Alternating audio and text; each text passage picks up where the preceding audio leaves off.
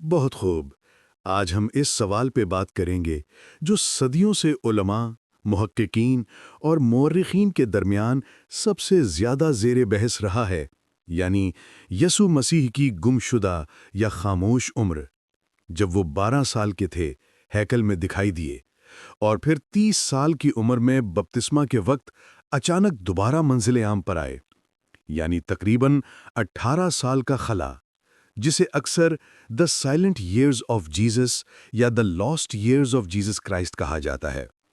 آئیے اب میں اس حصے کو گہرے مراقبے یعنی میڈیٹیٹو ڈیٹیل، تحقیقی حوالوں اور روحانی بصیرت کے ساتھ سمجھاؤں تاکہ آپ کے ذہن میں کوئی خلا نہ رہے۔ حصہ 1، بائبل کیا کہتی ہے؟ Authentic record. حقیقت: انجیل میں 12 سال کے بعد یسوع کے زندگی کے بارے میں کوئی براہ راست تفصیل درج نہیں۔ لوکا 2 کے 52 میں صرف یہ مختصر جملہ لکھتا ہے، اور یسوع حکمت اور قامت میں اور خدا اور انسان کی نظر میں ترقی کرتا گیا۔ بس یہی ایک جملہ ہے، یعنی یسوع کی 12 سے 30 سال کی پوری زندگی صرف ایک آیت میں سمائی ہے۔ یسوع کے خاموش سال دراصل تربیت کے سال تھے۔ Biblical silence. بائبل خاموش ہے، مگر خاموشی خود بھی ایک بیان ہے۔ یسوع اپنی انسانی فطرت میں مکمل تجربہ حاصل کر رہا تھا۔ وہ صرف خدا کا بیٹا نہیں بلکہ ابن انسان بھی تھا۔ Historical hints. اس وقت ناصرت ایک چھوٹا سا قصبہ تھا، مگر وہاں کے یہودی ہیکل یا ٹیمپل میں تعلیم پانے کے لیے اکثر یروشلم جاتے تھے۔ ممکن ہے یسوع وہاں کے ربیوں سے تعلیم لیتے رہے ہوں۔ یہ وہ سال تھے جب خدا خود خدا سے بات کر رہا تھا۔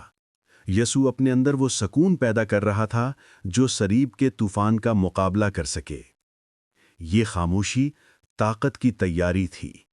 2، یسوع کا خاندان، دوست اور معاشرتی دائرہ۔ بائبل کے مطابق یسوع کا خاندان اس کے گرد موجود تھا: مریم ماں، یوسف باپ، اور ممکنہ طور پر یعقوب، یوسف، شمعون اور یہودا جیسے بھائی۔ یہ بھی مانا جاتا ہے کہ یوسف کی اسی دوران وفات ہو گئی، جس کے بعد یسوع خاندان کا سربراہ بن گیا اور ماں مریم کی ذمہ داری اس نے اٹھائی۔ 2، ہسٹوریکل۔ یہ ممکن ہے کہ یسوع نے اسی عرصے میں مزدوری کے ذریعے غریبوں کی مدد کی۔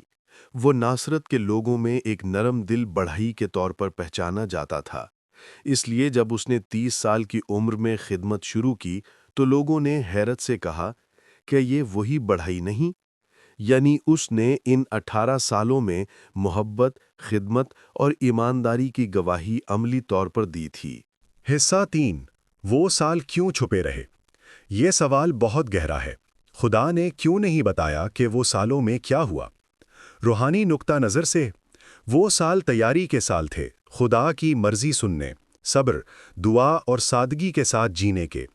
وہ اپنے اندر انسانی تجربہ مکمل کر رہے تھے: بھوک، محنت، دکھ، خوشی، رشتے، دوستی، تاکہ جب وہ تعلیم دیں وہ صرف الفاظ نہیں بلکہ جیا ہوا سچ ہو۔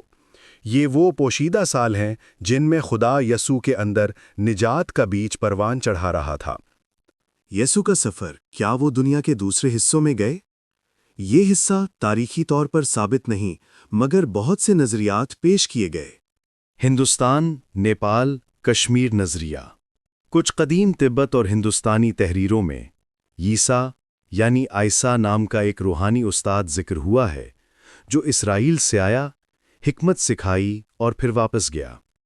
1894 میں نکولس نوٹووچ نے اپنی کتاب دی ان نون لائف آف جیزس کرائسٹ میں یہ دعویٰ کیا۔ کشمیر کے شہر سری نگر میں روزہ بالمقبرہ کے بارے میں کہا جاتا ہے کہ وہاں یشوع دفن ہیں۔ ثبوت: انتہائی کمزور، کسی مستند یہودی یا رومی ماخذ میں ذکر نہیں۔ روحانی مفہوم: اگر یہ سچ ہو بھی تو مقصد یہی ہوگا، روشنی کی تلاش، انسانی روح کا اتحاد۔ مصر اور یونانی اثر۔ چونکہ بچپن میں وہ مصر جا چکے تھے، کچھ مورخین جیسے فائلو اور بعض کلیسائی مفسرین سمجھتے ہیں کہ ممکن ہے بعد میں یسوع الاسکندریہ یعنی الیگزینڈریا کے یہودی یونانی فلسفیوں سے متاثر ہوئے ہوں، جہاں علم حکمت یعنی وزڈم لٹریچر کا زور تھا۔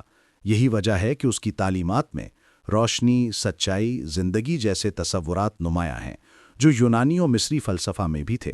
نظریہ ڈیڈ سی اسکرولز دریافت ہونے کے بعد معلوم ہوا کہ قمران کے راہبوں کی تعلیمات یسوع کی تعلیمات سے ملتی جلتی ہیں۔ پاکیزگی، دعا، غریبوں سے محبت اور آخر الزمان کی تیاری۔ ممکن ہے یسوع نے ان کے ساتھ کچھ وقت گزارا ہو اور وہاں دعا، ضبط اور روحانی زندگی کی گہرائی سیکھی ہو، مگر اس کا کوئی براہ راست ثبوت نہیں۔ 4 یسوع کی اندرونی دنیا روحانی مکاشفہ۔ یہ 18 سال دراصل مکاشفے کے سال تھے۔ خدا اس سے انسانی تجربے کے ذریعے بات کر رہا تھا۔ جب وہ محنت کرتا تھا تو وہ جانتا تھا انسان کا درد کیا ہوتا ہے۔ جب وہ خاموشی میں دعا کرتا تھا تو وہ خدا سے قربت سیکھتا تھا۔ جب اس نے دوسروں کے دکھ دیکھے تو اس کے دل میں رحم بھرتا گیا۔ اسی لیے جب اس نے خدمت شروع کی تو اس کے الفاظ صرف تعلیم نہیں تھے، تجربہ شدہ محبت تھے۔ صوفیانہ تفسیر۔ کچھ صوفی مفسرین، خاص طور پر مشرقی عیسائی اور اسلامی صوفی علماء جیسے ابن عربی، رومی اور ناصر خسرو کہتے ہیں کہ ان 18 سالوں میں یسوع نے باطن کی صلیب اٹھائی۔ اس نے اپنے نفس کو مصلوب کیا تاکہ بعد میں جسم کو صلیب پر چڑھنے کا حوصلہ ملے۔ یعنی ظاہری صلیب سے پہلے ایک روحانی صلیب تھی، اپنی خواہش، اپنی مرضی، اپنی انا کو مٹانے کی صلیب۔ یہ وہ سچ ہے جو صرف وہی سمجھ سکتا ہے جو خاموشی میں خدا کی سانسیں سنتا ہے۔ نتیجہ ہڈن ایئرز کا اصل مقصد۔ پہلو: مقصد تاریخی، ناصرت میں زندگی، کام، خاندان، روزمرہ تجربہ۔ روحانی، تیاری، دعا، خاموشی میں خدا سے بات۔ باطنی، نفس کی صلیب، خدا کے منصوبے کی تیاری۔ عالمی اثر، مختلف تہذیبوں سے روحانی حکمت کا ربط۔ ممکنہ طور پر خلاصہ کلام: یسوع کے خاموش سال دراصل خالی پن نہیں تھے، وہ بڑھتی ہوئی گہرائی تھی۔ وہ لمحے تھے جب خدا انسان کے اندر نجات کا راز لکھ رہا تھا۔ وہ خاموش تھا، مگر آسمان اس کی خاموشی میں بول رہا تھا۔ مزید ایسی ویڈیوز دیکھنے کے لیے بائبل کوئز چینل کو سبسکرائب کریں، بیل آئیکن پریس کریں، لائک، ری شیئر اور کامنٹ کریں۔ اگر کسی خاص موضوع پر ویڈیو چاہیے ہو تو کامنٹ میں بتائیں، میں ضرور بناؤں گا۔ Thanks, God bless you all, آمین۔